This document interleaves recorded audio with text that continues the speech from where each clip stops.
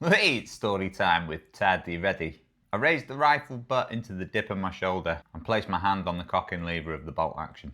As I cocked the bolt action back and lifted the scope to my eye, I suddenly started to tremble. Uncontrollably, like electricity was coursing through my veins, my vision started to darken.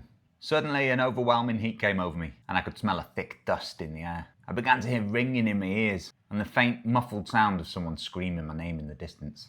My reality had completely shifted, and I was back in that place of imminent, life-threatening danger. I dropped to my knees and started to vomit while gasping for breath. My vision had gone black around the edges, and my mind's eye had completely taken over. That is from the chapter The Armoury, page 92, and that is the first time I ever had a flashback. I'd never even heard of a flashback before. It was the most terrifying thing I'd ever encountered. I had no idea what was going on, and I genuinely thought that I was losing my mind. I still kept it to myself as best as I could, but that is the reality of what life is like with PTSD. At any moment, things like that can strike. As I was writing this book, it was an emotional roller coaster. Writing about things like that, my first flashback experience, it felt very strange. I felt a bit upset, remembering how it felt, but I also felt glad that I'm not in that position anymore. I don't have flashbacks anymore. And I'm now in a position to be able to do things like write this book and explain or give some insight to how life is with PTSD and the way that you can recover from it.